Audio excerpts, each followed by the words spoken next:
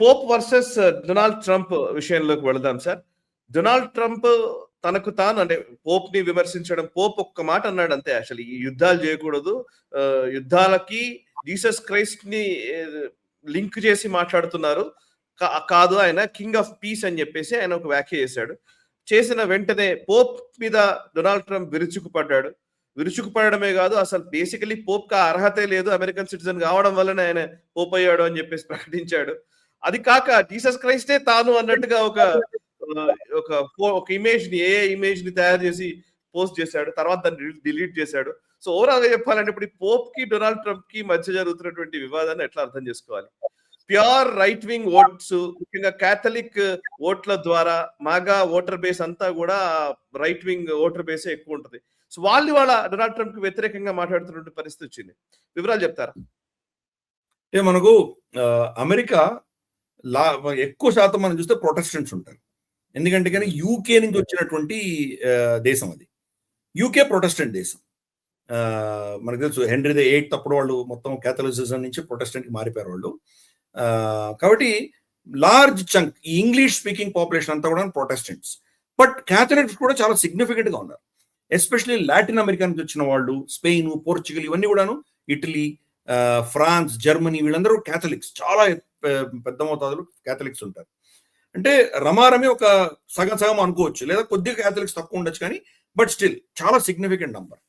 Christianity అన్న విషయం వచ్చినా సరే వీళ్ళందరూ కలిసిపోతారు. కాబట్టి డొనాల్డ్ ట్రంప్, పీట్ హెగ్జిత్ ఏం చేశారంటే, మనము ధర్మయుద్ధం చేస్తున్నాము, క్రిస్టియానిటీ కోసం యుద్ధం చేస్తున్నాము అని పోర్ట్రే చేయడం మొదలుపెట్టారు. పీట్ హెగ్జిత్ చూసాం మనం ప్రతిసారి కూడాను బైబిల్ నుంచి చదవడం, ఇది ఒక పెద్ద యుద్ధం, జీసస్ క్రైస్ట్ కోసము, క్రిస్టియానిటీ కోసం చేస్తున్న యుద్ధం కింద అతను పరిగణిస్తూ దాన్ని మాట్లాడడం మనం చూసాం. మరి ఆ సైన్యంలో క్రిస్టియనేతరులు చాలా మంది ఉన్నారు కదా, వాళ్ళు ఎలా నొచ్చుకుంటారు, దాన్ని పట్టించుకోలేదు. ఇదే ఒక ధర్మయుద్ధం చేస్తున్నట్టు వాళ్ళు ప్రకటించుకున్నారు, క్రూసేడ్ లాగా ప్రకటించుకున్నారు.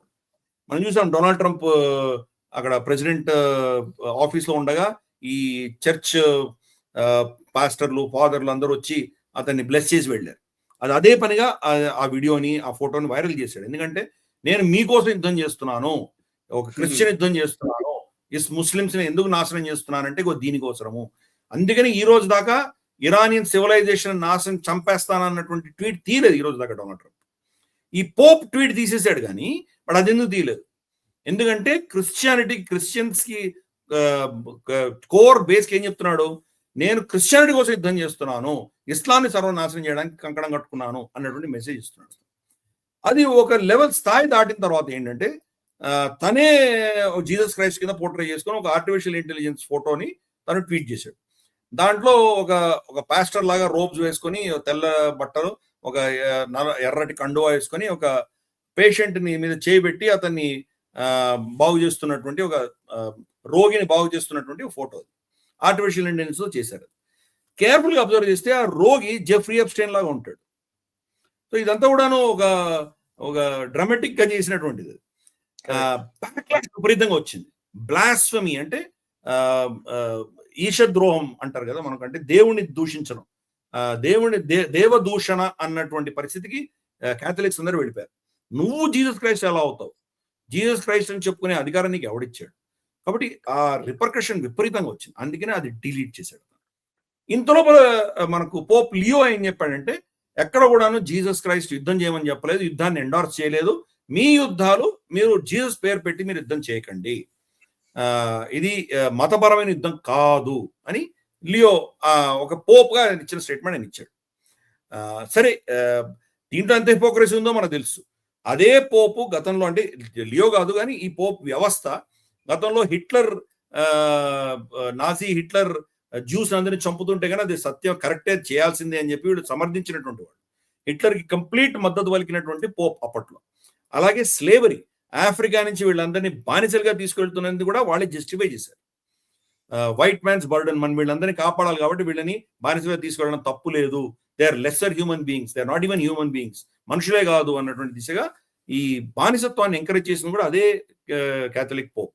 కానీ ఈ రోజు సడన్ గా ఉన్న పరిస్థితి, ప్రపంచ పరిస్థితుల ఆధారంగా అతనేమంటున్నాడు, చాలా శాంతిగా ఉన్నటువంటిది మతం అది, జీసస్ క్రైస్ట్ ఒక గాడ్ ఆఫ్ పీస్ అని చెప్పే ప్రయత్నం అతను చేస్తున్నాడు.